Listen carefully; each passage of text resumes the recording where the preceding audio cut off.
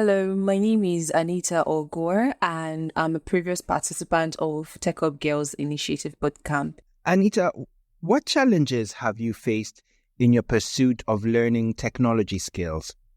The normal day-to-day, internet connection, constant electricity, a lot of people telling me that, oh, this is not a woman's thing because it's a male-dominated, work. And, it's not been easy, especially me trying to recruit because I've done it. I've done the work and I've seen the benefits of it. I've even tried recruiting my fellow females to, be part of this. And it's been a little bit challenging because not a lot of them have or rather see themselves in that space. As I earlier said, is a male-dominated space. And once you go to a gathering or anywhere, like, oh, what are you into? I'm into tech. This is what I do. And that's what I do. And they're like, oh, you're a girl. And I'm like, okay, so there's this perception that, oh, it's only a male-dominated environment. A girl cannot thrive in it. A girl shouldn't even go into it. And even when you're in school, like most things like this are reserved for men only. Do you find tech fun, difficult? How do you find it? At first, I'll say it was difficult because I won't lie, I didn't even know what I was doing. And I think that's the problem. When you don't know what you're doing, it can become very difficult. But if you stick to it, you find out that, oh, what was challenging in the first place? So as time grew, as I began to, familiarize myself with everything that has to do surrounding what I'm doing now, surrounding tech, I found out that it grew fun. Anita, what is the average perception about STEM from ladies in your peer group? The average perception would be it's not for women. It's a male-dominated work environment, a male-dominated space. So therefore, we women, let us go into, like more household skills like, dressmaking, catering, baking, and all of that. And I think that's a very wrong perception to have because we are all created well and our capacity is equally until we, we want to achieve higher aims. There is nothing that you do not set your mind to that you cannot achieve if you want to achieve it.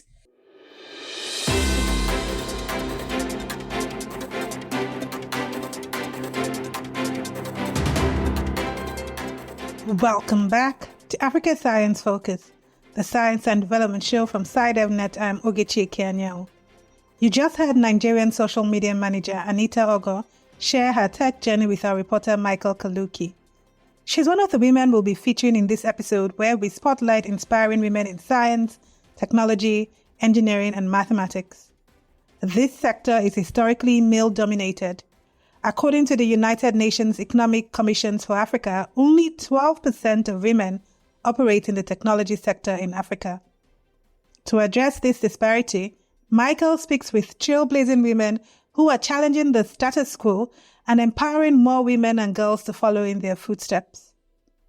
First, we hear from Dr. Adefunke Ekine, an associate professor at the Department of Childhood Education at the Solarin University of Education in Ijagun, Ogun State, Nigeria. With the little I have done, I found out that role modeling is important for girls. Girls in our culture, especially in Africa, have low self-esteem. If you do not have a father figure or support system that encourages you, most time the girl child is put at the background, and the fact is that, well, you end up in the home, you are going to cook for somebody, you are going to marry. So your aspiration is not that encouraged. You are not expected to aspire so well. You are not expected to want to do so much or to achieve so much. You are limited somehow. So for me, having been in the classroom for over 3 decades now, I think role modeling is important for girls. The support system for girls should be strong so that girls can believe in themselves and they can aspire to do that which is in their minds to do. Continuing on with looking at the guidance girls receive in regards to science, you have actually carried out research looking at the participation of girls in science, and you worked with a number of primary schools in Nigeria. What did you find out in your research? And from literature, one of the findings I found out was that there is no difference between the brain of a girl and the brain of a boy. There has been this postulation that the brain of girls are not wired for science or STEM. But other researches have shown that this is not true, that circumstances and classroom dynamics and gender stereotypes are the things that actually affect girls' performance in science. There's this global rating that they use called PISA, which is the performance in index in science and maths, And then when I did that research in 2010, I found out that even in the Middle East and in Asia countries, there are not many data for African schools, but from globally, especially from the Middle East and from Asia and Europe, America, they saw that children up to elementary grade 4 performed at the same rate with boys, or even in some countries like Jordan, girls performed better. But as they transit into secondary school and science and maths became more complex, the abstract nature of teaching in the classroom affected the girls. And girls started having low perception of themselves, low efficacy, low self-esteem. And then there were not many female role models in the classroom teaching science and maths. So girls were looking for role models that would pattern that for them, but they had only more men teaching science. So that affected them too. So it wasn't a matter of the brain. The other thing I found out that when a girl comes into a science classroom, especially in the university, and she may be one among 10 boys offering engineering. And so she's lonely. She doesn't have anybody to pair with. She's left alone. And at times, the boys actually even taunt the girls, what are you doing here? Why are you here? Your mates are not here. So she begins to doubt herself. So a lot of gender stereotypes and gender norms, cultural biases, lack of support actually affect girls, which are some of the things that we found out with my work. Why would you say is the participation of girls and women in science important?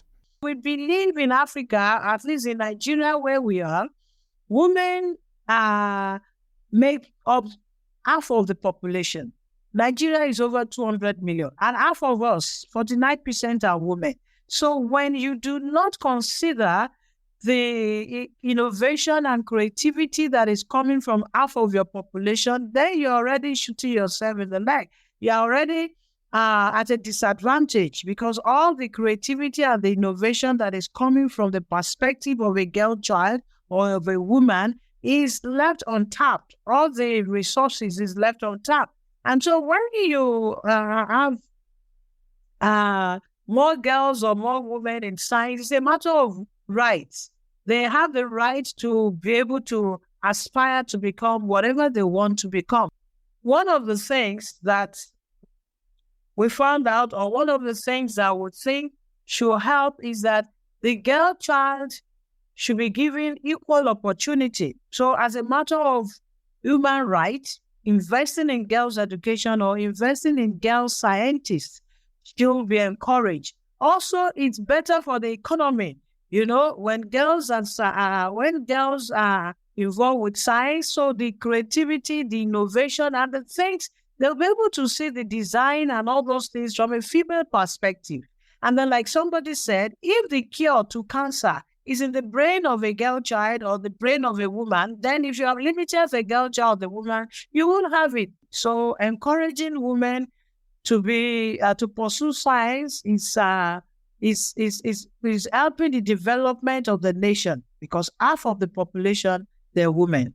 Dr. Ekine, what would you recommend that institutions and governments on the continent do to empower girls, women in science in today's day and age, and also looking ahead at the future?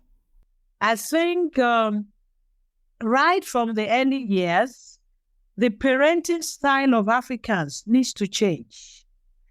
Because when parents keep instilling and keep telling the girl child, you end up in the kitchen, why are you behaving like a boy? Why? When they discriminate, such things get into the minds of the girl child. And their self-efficacy and their boldness is affected. So it starts from the home, and especially the African setting. We need to change the way we parent. Secondly, we need to give equal opportunity to both boys and girls, both at home and in the classroom. And then going forward, we should encourage more female teachers to pursue science, to pursue them and put them in the science classes, especially from the secondary schools, because that is when girls are actually said to be leaking out from the classroom. So, and some, when they go for interviews, they say you're an engineer, you go and have babies, you get pregnant, we can't take you. Such discrimination should not be. Then there's the issue of difference in pay for both male and female. The pay should be the same.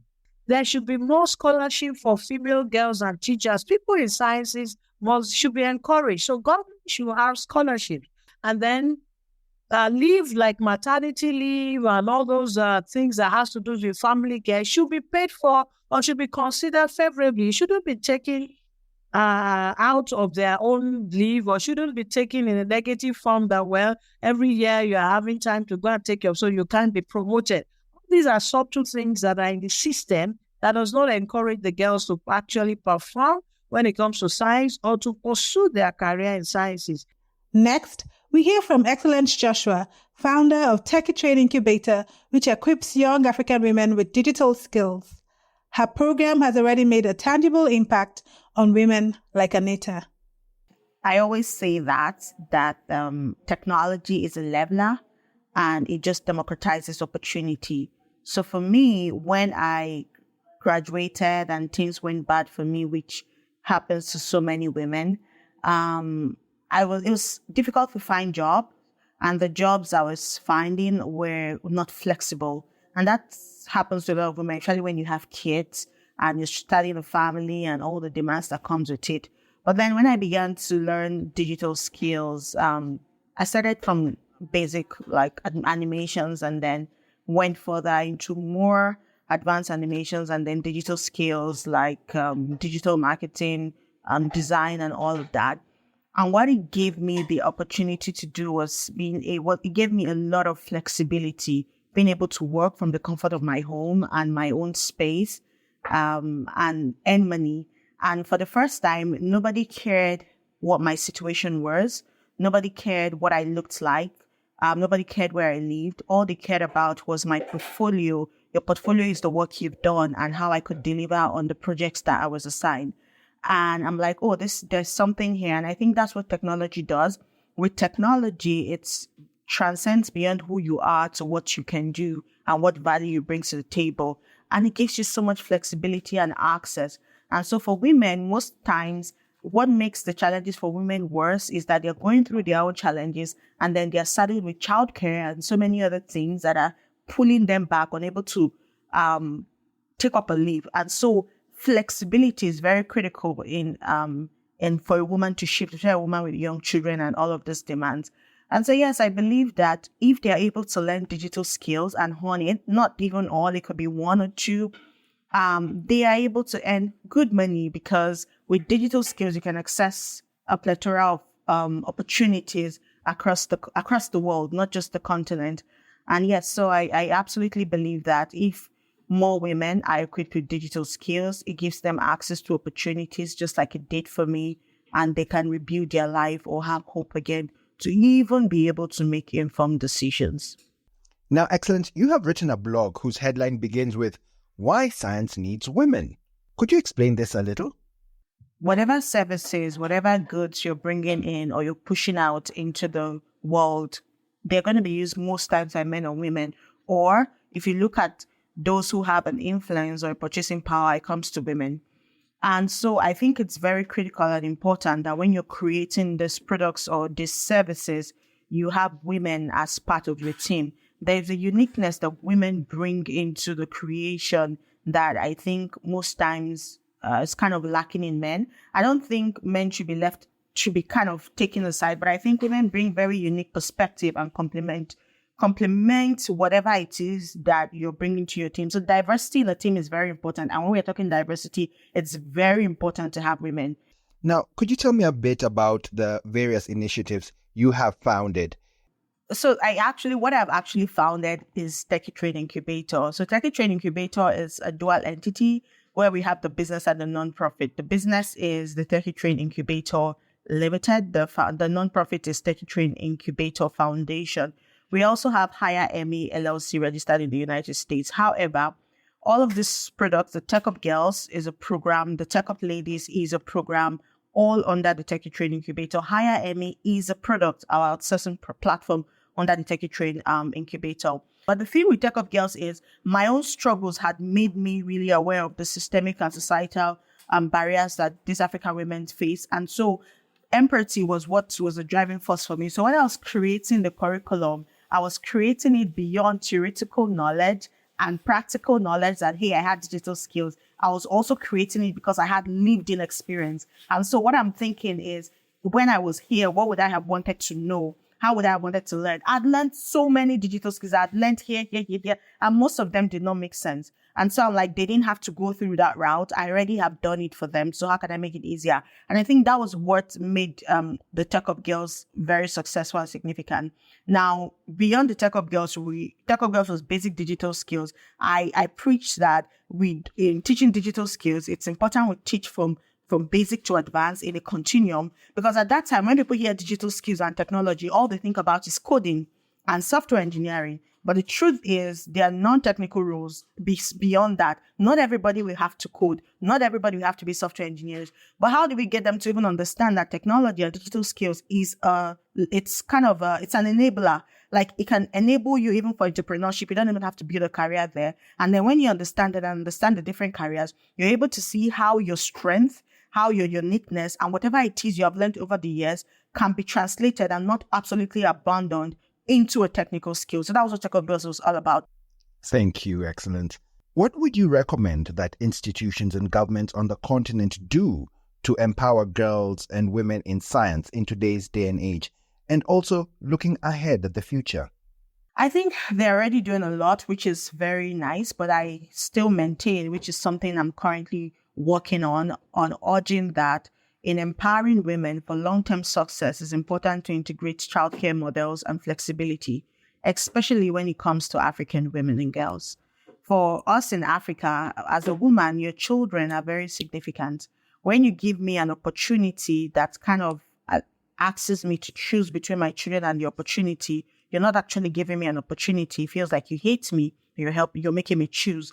And when they do that, if they choose the job and you leave the child to just be raised by just the environment, at the end of the day, that child is lost. And it's not just the menace to the parents, it's also a menace to the society at the end of the day.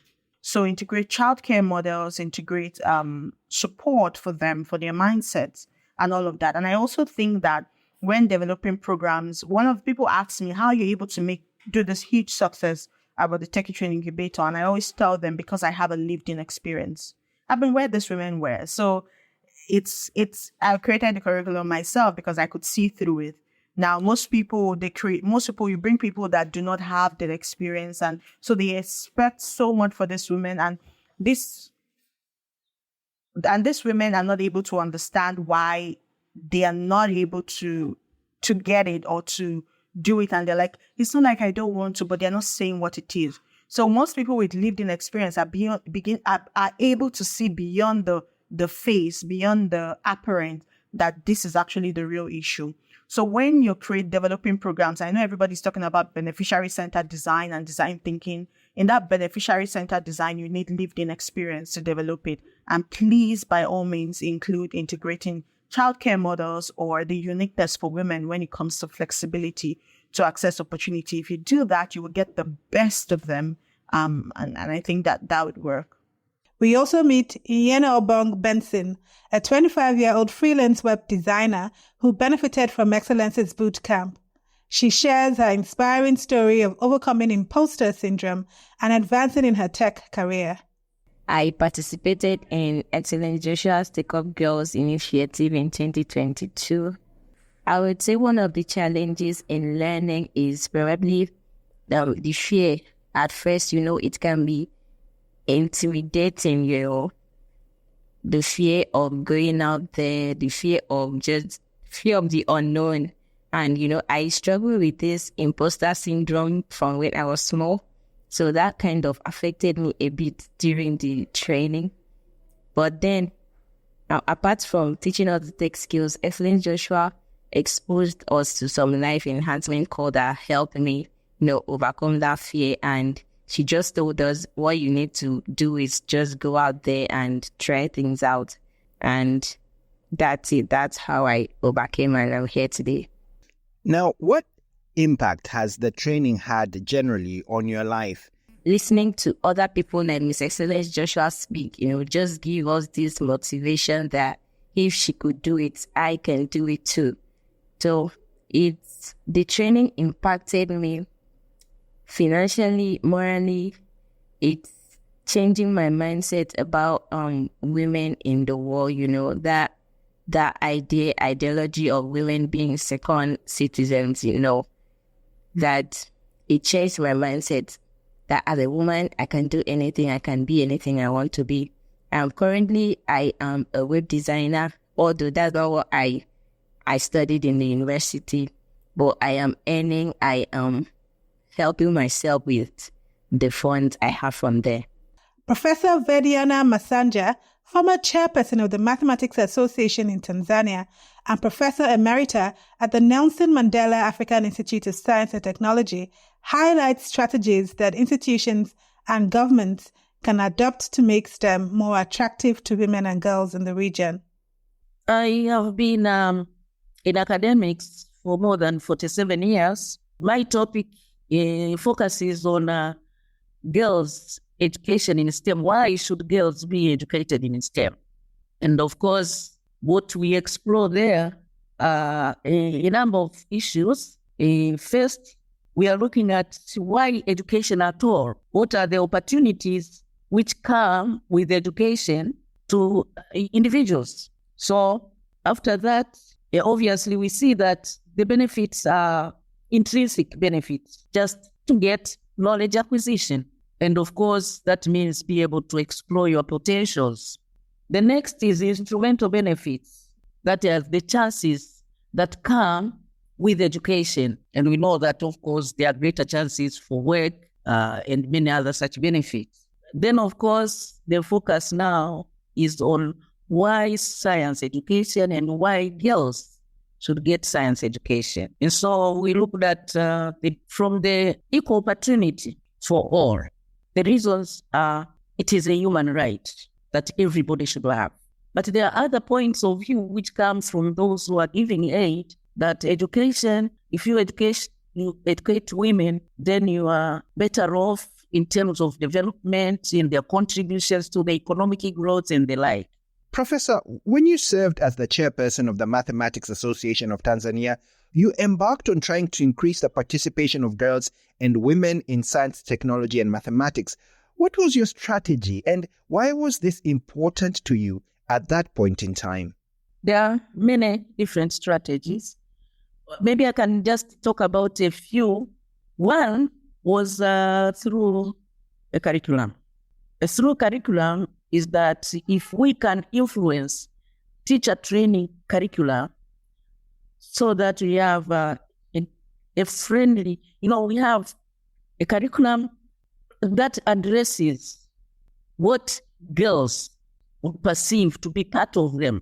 For example, when you ask a question, let's say it is a question on friction, you start talking about a car screeching, you talk about a bullet being fired.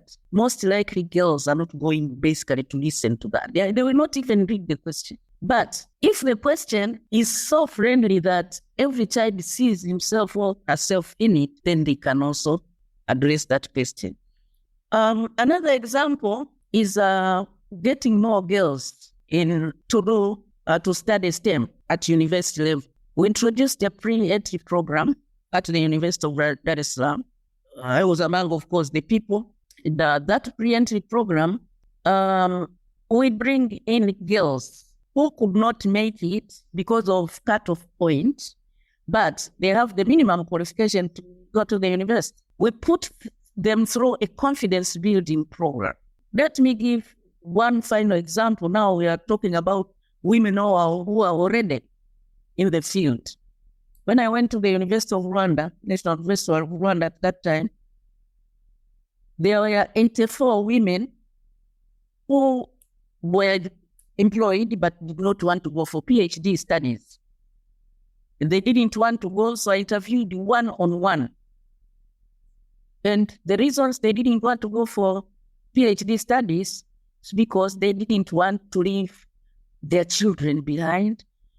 And some also were afraid they find their husbands have impregnated their house girls and all that. So what did we do? I proposed that let these women be able to go with their young ones for their PhD.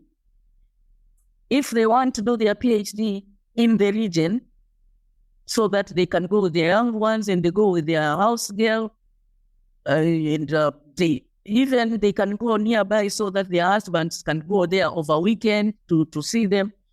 That will be better. Now, Professor, what would you recommend that institutions and governments on the continent do to empower girls and women in science in today's day and age, and also looking ahead at the future? We cannot change the cultural aspects overnight. But what we can do is that we can give opportunity to girls. We can have girls in better schools. We can have girls in boarding schools. We can create a pool of girls who are talented and just let them be in special schools. And these are special schools which will be properly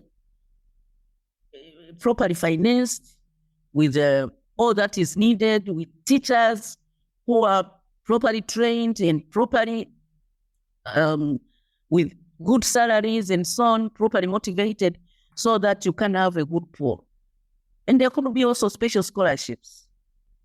Now, these special scholarships have always been there, but unfortunately, issues of, you have a special scholarship, and the girl goes to that university. She gets pregnant, and many of them, of course, would get pregnant. Then she has to go look somewhere else to stay. And then she faces all these other problems. Therefore, her education will be hampered with. So if you have facilities, and this is also facilities for young career women. Young career women, they also need facilities that will enable them to continue with their career where they have their children, their babies, and also they still have to take care of their, whether it is marital or whatever, activities at home. Now, these are issues that the government should continue to look at. That's all from us at Africa Science Focus today. If you want to find out more, head to the SciDevNet website. That's www.scidev.net. Today's show was produced by Alice Hurst, with editing by Ogechi Ekine and Titilape Fadare, and reporting by Michael Kaloki. I'm Ogechi Ekine. Until next time, it's goodbye.